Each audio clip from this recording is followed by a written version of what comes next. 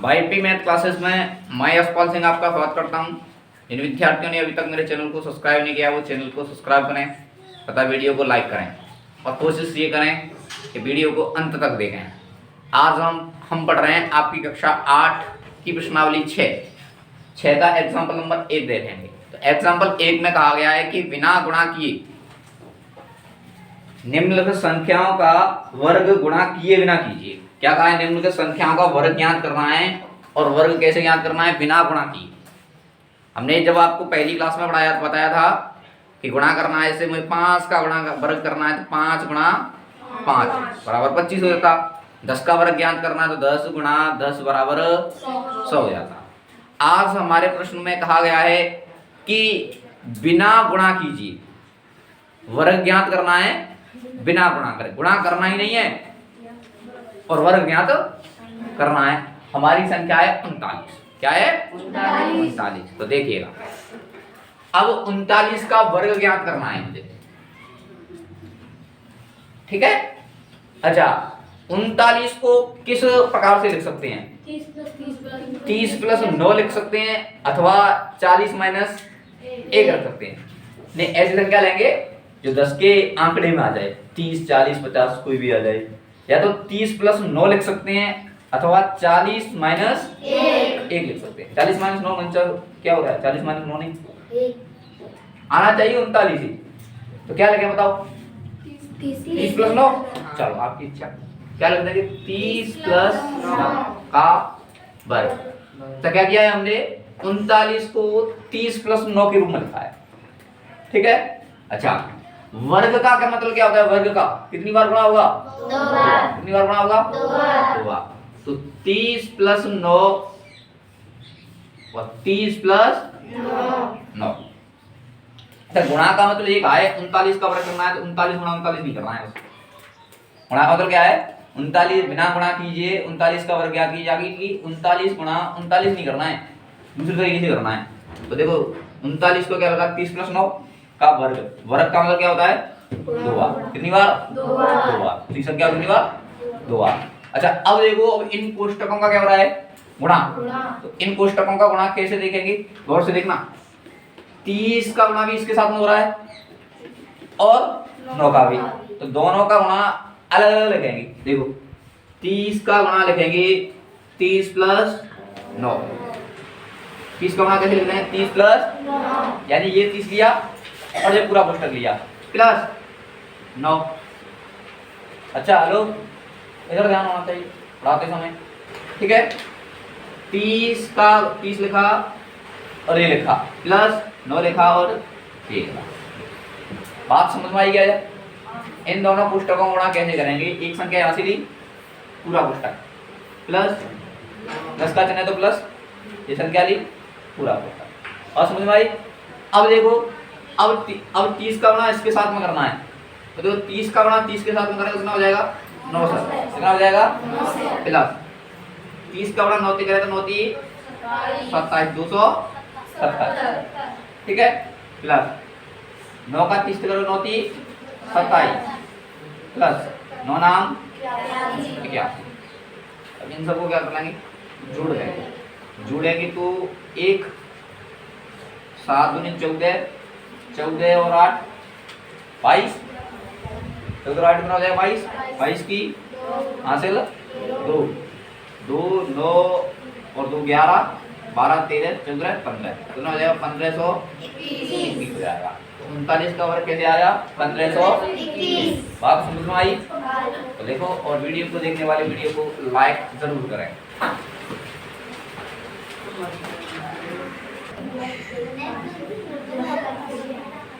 देखिए, इसी प्रश्न की अगली संख्या है 42। 42 का वर्ग ज्ञात करना है तो वर्ग का मतलब घात 2। तो 42 को क्या लिख सकते हैं? 40 प्लस 2 का वर्ग। अब घात 2 है तो इसका मतलब इसे कितनी बार लिखेंगे? 2 बार।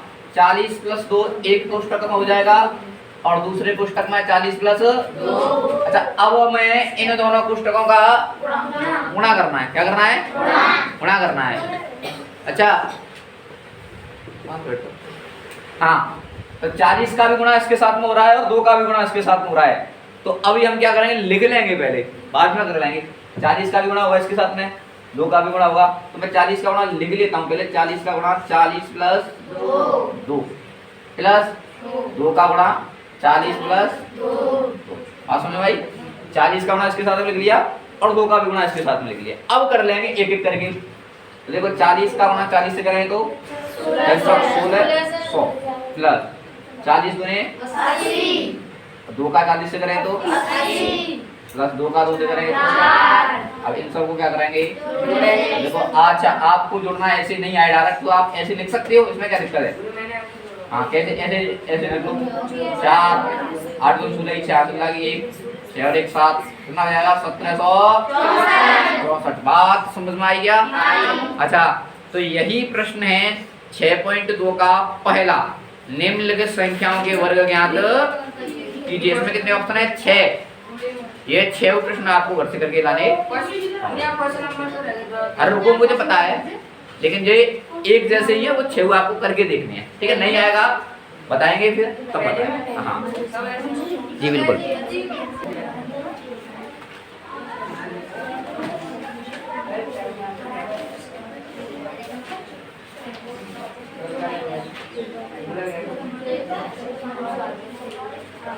देखिए अब समझेंगे पाइथागोरस तर्क।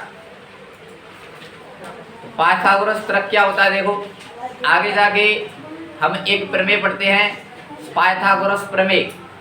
वो पाइथागोरस प्रमेय पाइथागोरस तर्क से ही बनी है, ये कह सकते हैं। ठीक है, तो पहले ये बात समझ में आनी चाहिए पाइथागोरस तर्क क्या होता है,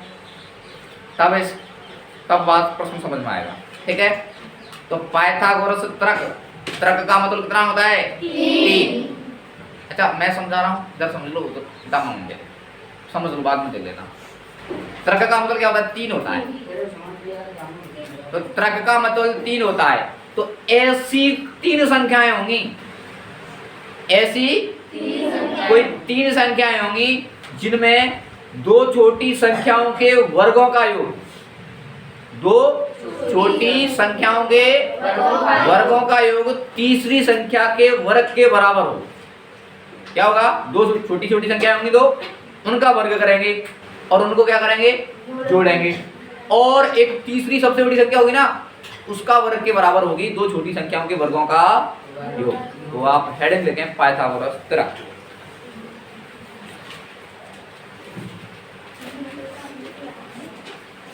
पाइथागोरस तर्क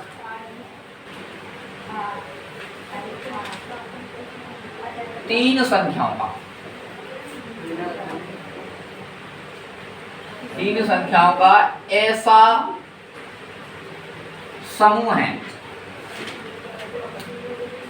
पाइथागोरस तर्क 3 संख्याओं का ऐसा समूह है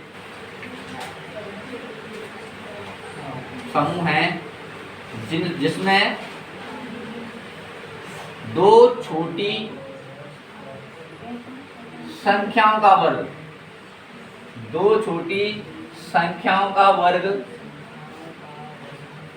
तीसरी बड़ी संख्या के, तीसरी बड़ी संख्या के 2 छोटी संख्याओं के वर्गों का योग लिखना। वर्गों का योग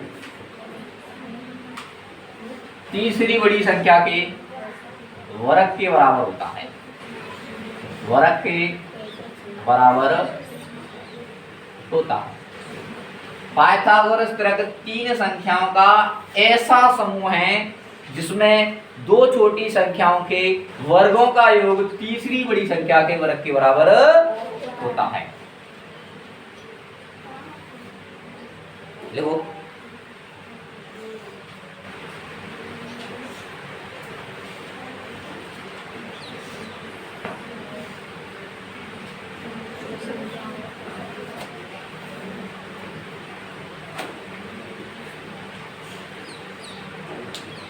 जैसे एग्जाम्पल समझो, एक बाद में लिखना, ऐसे समझना। जैसे मैं लिखूं 6 8 10 समझो भाई 6 8 10। मैंने क्या कहा, तीन संख्याओं का ऐसा समूह है जिसमें दो छोटी संख्याओं के वर्गों का, इनमें छोटी कौन है 6 और 8, 6 का वर्ग प्लस दो छोटी संख्याओं के वर्गों का, ये क्या किया मैंने, दो छोटी संख्या नहीं उनका वर्ग और उनका योग, तीसरी बड़ी संख्या के वर्ग के बराबर, तीसरी बड़ी संख्या के वर्ग के बराबर। तो देखो 6 का वर्ग 8 का वर्ग 64, 36 और 64 कितना हो जाएगा 100 और 10 का वर्ग 100। तो ये तीनों संख्याएं क्या कहलाएंगी, पाइथागोरस तर्क कहलाएंगी। क्या कहलाएंगी, बात समझ में आई। मैंने ये तो कहा कि दो छोटी संख्याओं के वर्गों का योग, तो ये तो मिलेगा भी, अब कैसे निकालते हैं ये भी बात सीखेंगे हम। पहले ये समझेंगे कि 6 8 10 लिया तो दो छोटी संख्याओं के वर्गों का योग किया, तीसरी से बड़ी संख्या के वर्ग के बराबर होगी। तो 6 का वर्ग 36, 8 का वर्ग 64, 36 और 64 कितना होता है 100 और 10 का वर्ग कितना होता है। यदि ऐसा हो रहा है तो ये तीनों संख्याएं क्या कहलाएंगी, पाइथागोरस तर्क कहलाएंगी। अब लिख लो आप जी, बोलिए। हाँ हो सकती है और भी, देखो कितनी 2 हाँ 4 6। देखो 2 4 6 समझे भाई सभी विद्यार्थी। मैंने कहा दो छोटी संख्याओं के वर्गों का योग तीसरी बड़ी संख्या के वर्ग के बराबर होना चाहिए। तो 2 का वर्ग 4, 4 का वर्ग 16, 6 का वर्ग 16 और 4 कितना होता है 20 बराबर नहीं है काय के 36 के। तो ये तीनों संख्याएं पाइथागोरस तर्क नहीं कहलाएंगी। बात समझ में आई। अच्छा और भी हो सकती है, और उदाहरण बताओ। चलो देखो और उदाहरण देखो तुम, 3 4 और 5 देखें। दो छोटी संख्याओं के वर्ग का योग बड़ी संख्या के वर्ग के बराबर होना चाहिए। 3 का वर्ग 4 का वर्ग 16 और 9 25 और 5 का वर्ग 25। तो 3 4 5 क्या होगा, पाइथागोरस तर्क होगा। बात समझ में आ रही है ना। आप एक ही एग्जांपल लिख लो। अभी यार बताएंगे इनको कैसे निकालते हैं। हमें एक संख्या दी हुई होगी, पहले लिखो। हाँ हाँ जी, एक लाइन और लिखो। पाइथागोरस तर्क, पाइथागोरस तर्क 2m comma m square minus 1 comma m square plus 1 के रूप का होता है, के रूप का होता है। यानी कि जो पाइथागोरस तर्क होगा वो इस प्रकार से होगा, कोई भी 2m m square minus 1 m square plus 1 के। अब यार सवाल करेंगे तब अच्छे समझ में आएगा। फिलहाल लिख लें आप, लिखो, लिख लिया आपने, लिखो।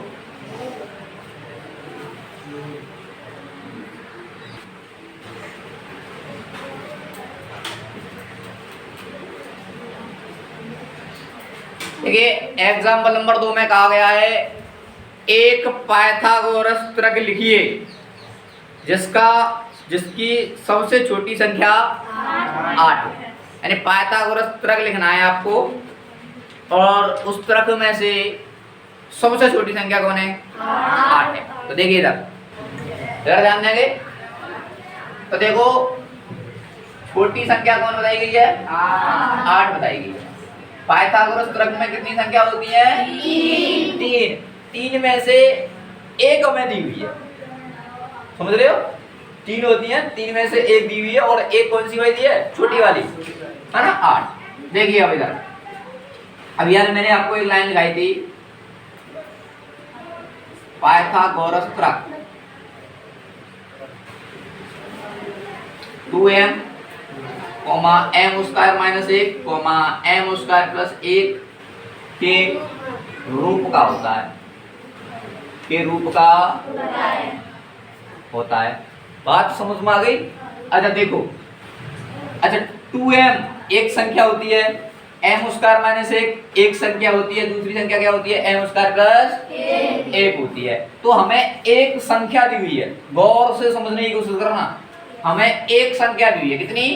8। क्या दिया है?